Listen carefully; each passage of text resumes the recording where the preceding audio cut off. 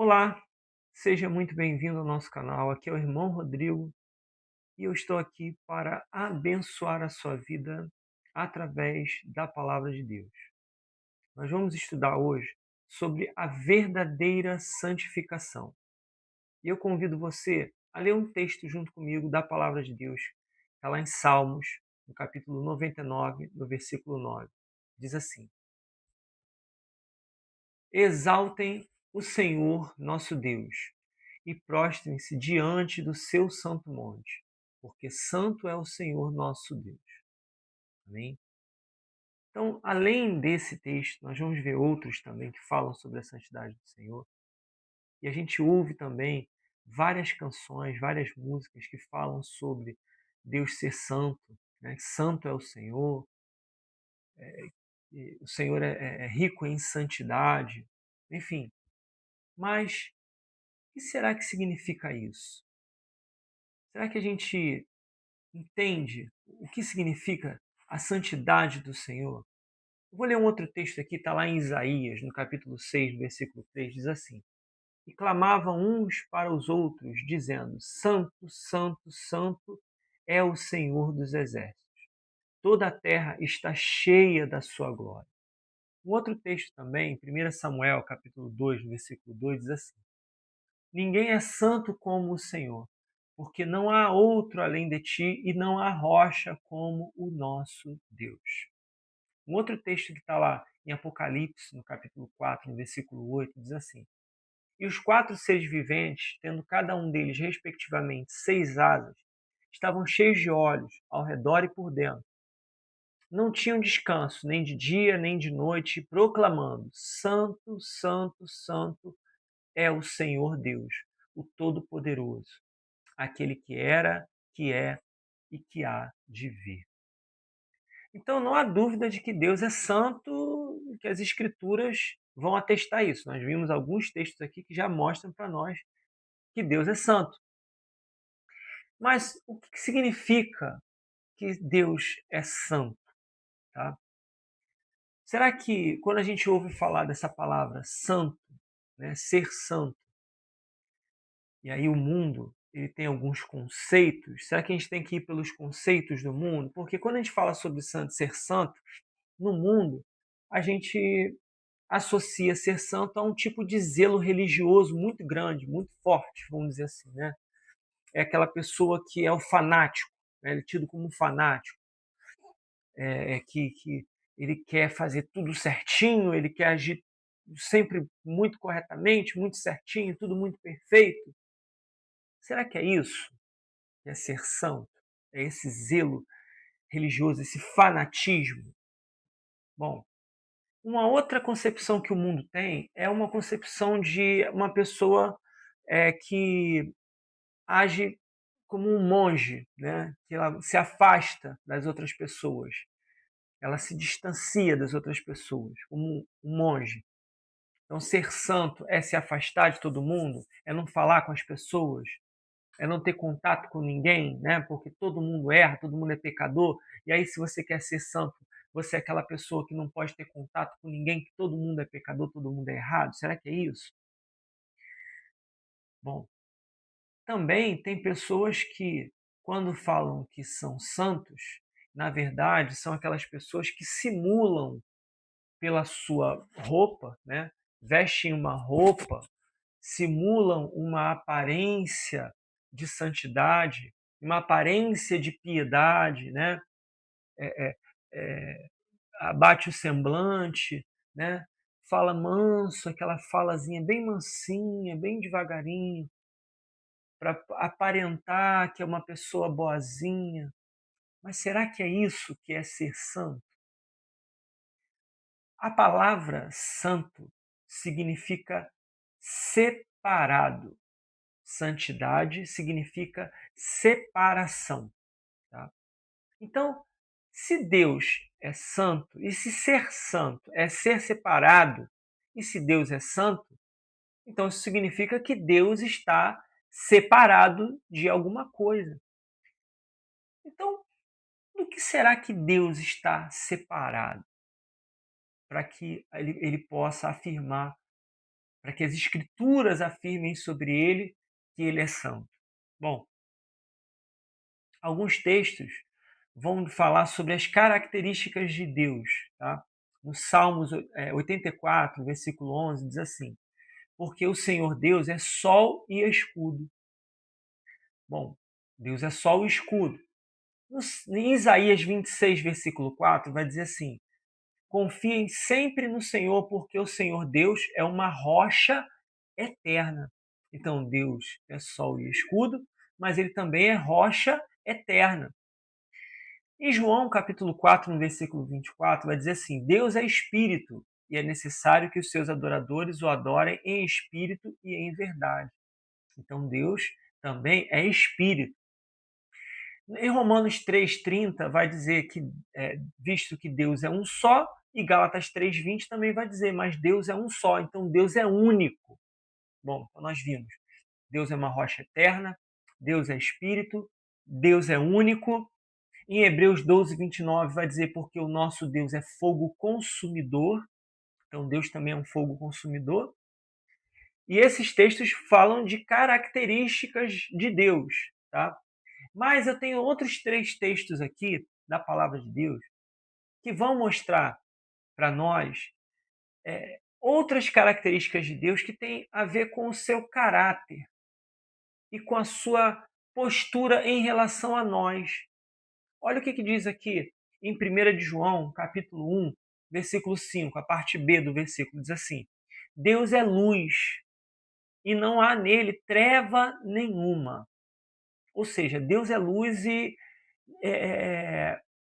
não tem nele nenhum tipo de erro, nenhum tipo de obscuridade, de coisas ocultas, de coisas obscuras. Não, Deus é luz e não há nele treva alguma.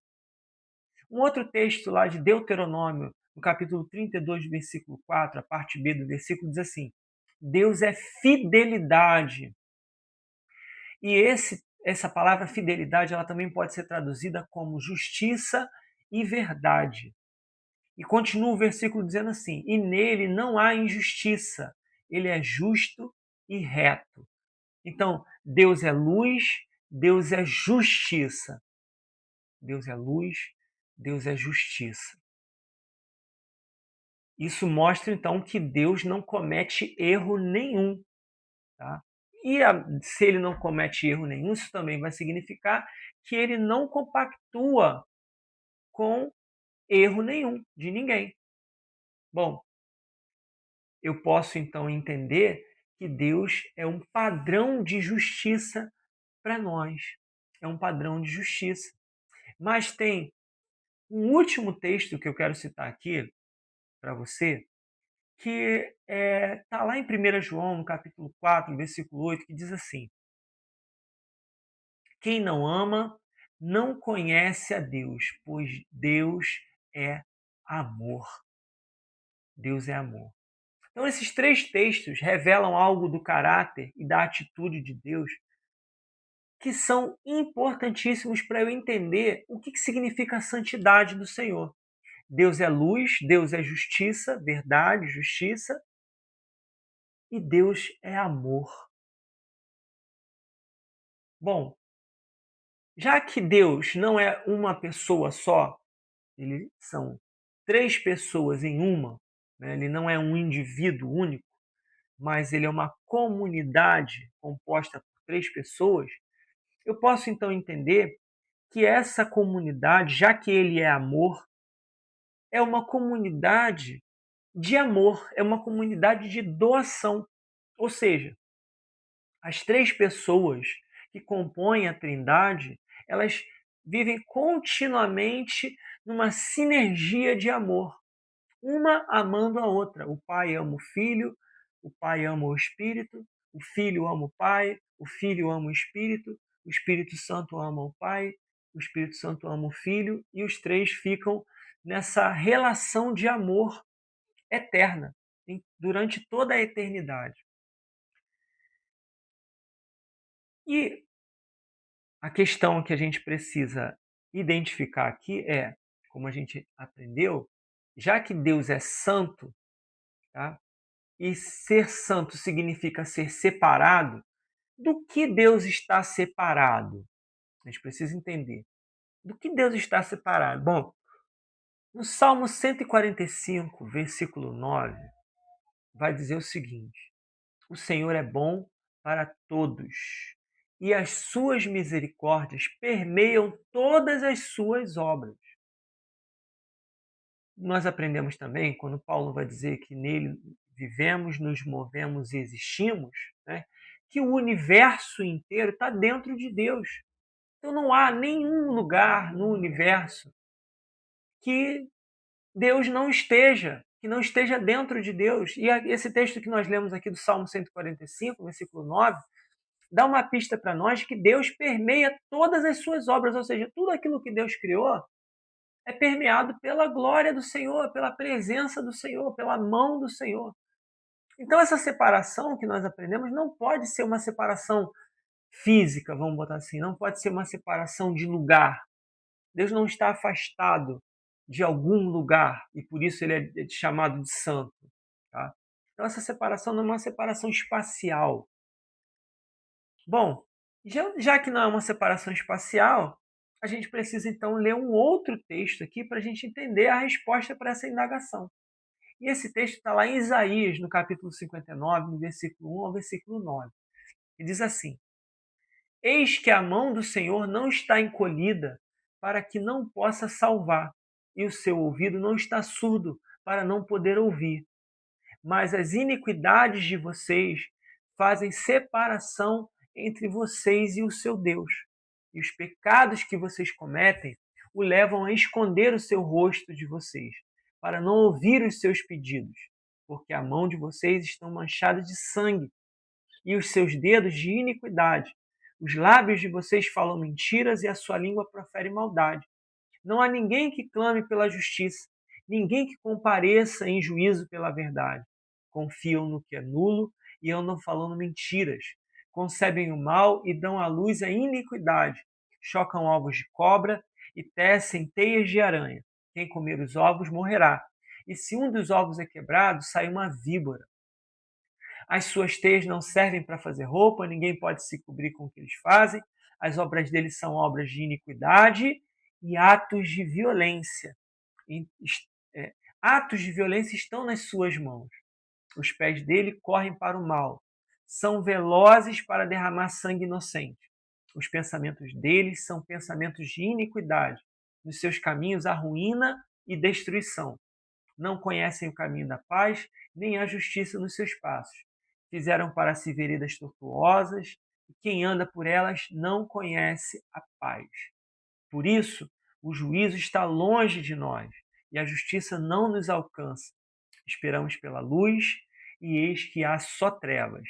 Esperamos pela claridade, mas andamos na escuridão. O que esse texto então deixou claro para nós? Que Deus está separado do quê? Das nossas iniquidades. Deus está separado das nossas iniquidades. São as nossas iniquidades, são os nossos pecados que nos afastam de Deus, que nos separam de Deus. Bom, então para a gente entender, porque a gente ouve muito falar essa palavra iniquidade, iniquidade, iniquidade, a gente entende que é uma coisa ruim, mas será que você sabe o que significa iniquidade? Iniquidade significa, e aí a definição do dicionário, né? Malevolência, malévolo, aquela pessoa que é maldosa, que vive pensando mal, que vive desejando mal para outra pessoa, que fica fazendo planos para destruir, para prejudicar a outra pessoa, é uma pessoa malévola, né?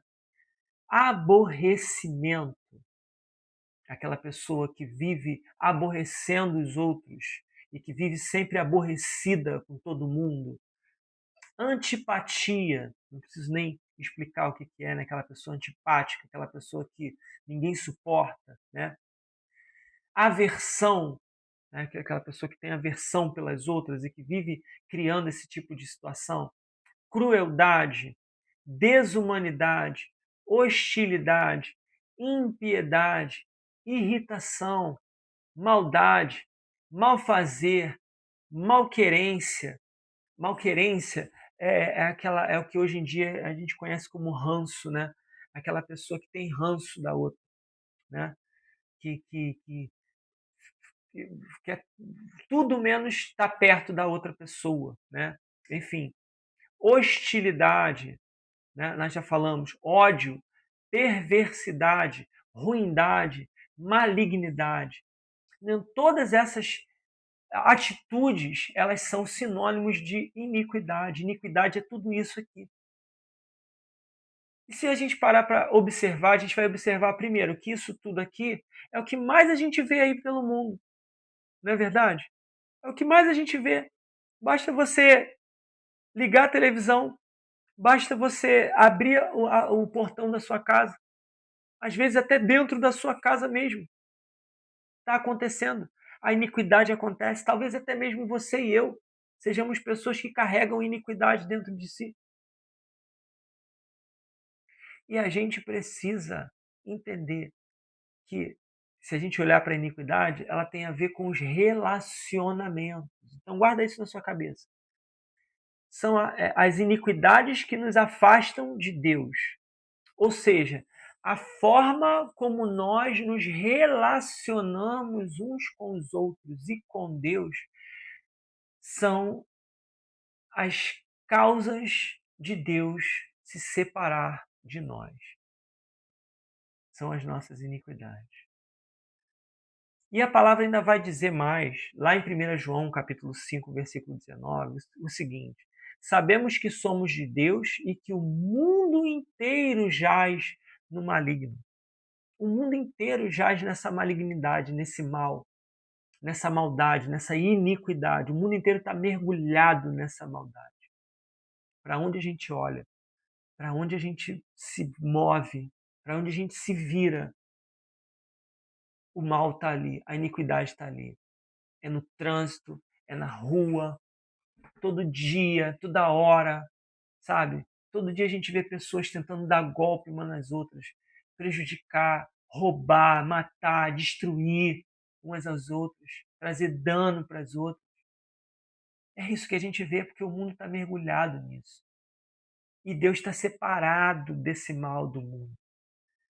Porque esse mal que está no ser humano, que está em nós, ele nos afasta de Deus porque Deus é luz, Deus é justiça e Deus é amor.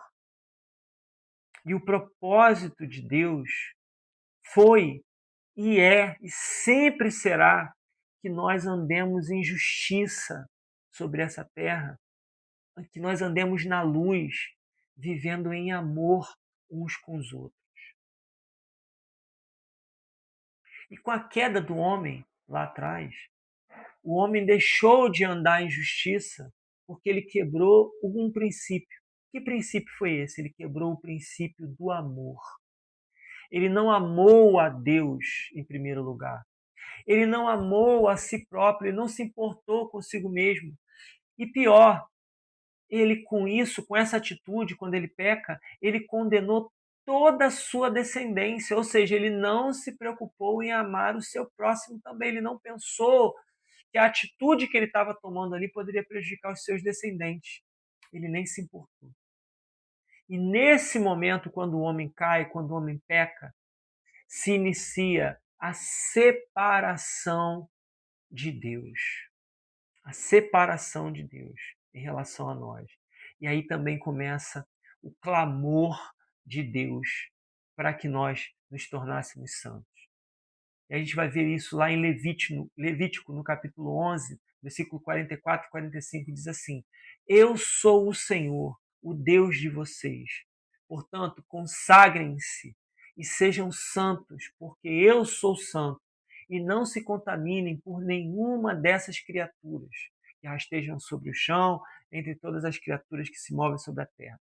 Ele continua dizendo: eu sou o Senhor que os tirei da terra do Egito, para que eu seja o Deus de vocês. Portanto, sejam santos, porque eu sou santo. Esse texto fala sobre criaturas ali e tal, mas a gente tem um outro texto também lá em Levítico ainda, mas no capítulo 20, no versículo 7, em que ele continua endossando, ele vai dizendo, portanto, santifiquem-se e sejam santos, pois eu sou o Senhor, o Deus de vocês. Ou seja, eu sou santo. E para que vocês se relacionem comigo, vocês precisam ser santos também. Vocês precisam se santificar, se consagrar, se separar do mal que há no mundo. Ali em 1 Pedro, já no Novo Testamento, vai haver uma confirmação disso quando ele diz lá em 1 Pedro 1, do versículo 14 ao versículo 16, ele vai dizer assim: como filhos obedientes, não vivam conforme as paixões que vocês tinham anteriormente, quando ainda estavam na ignorância. Pelo contrário, assim como é santo aquele que os chamou, sejam santos vocês também em tudo o que fizerem, porque está escrito: sejam santos, porque eu sou santo. Deus criou você, Deus me criou, Deus criou a humanidade para que nós vivêssemos um relacionamento com Ele, um relacionamento em santidade. Então, nós precisamos responder ao chamado do Senhor. E Ele está nos chamando, em outras palavras, Ele está dizendo para o homem: deixe o mal de lado e voltem para mim, voltem para o amor, voltem para esse plano de amor que eu tenho para vocês. Afaste-se do mal, lá em 1 Pedro, capítulo 3, versículo 11, diz: afaste-se do mal e pratique o bem, busque a paz e empenhe-se por alcançá-lo. O Senhor está te chamando para que você possa voltar para Ele, para que você possa estar com Ele, para que você possa abandonar o mal, ser santo como Ele é santo. E aí talvez você vai perguntar: tudo bem, como é ser santo? O que significa então ser santo? O que significa esse afastar-se do mal, afastar-se da malignidade e vir para o Senhor? Isso vai ficar para o nosso próximo vídeo, a parte 2 dessa palavra, tá bom? Então espero você no próximo vídeo para que você possa entender como que nós alcançamos a santidade do Senhor. Amém? Então, se você chegou até aqui, eu peço que você se inscreva no nosso canal, que você compartilhe esse vídeo com alguém, que você deixe um comentário aí para que eu possa saber que você chegou até o final e que você escreve lá santidade no comentário para eu saber que você chegou até o final, tá bom? Que Deus te abençoe. Um abraço.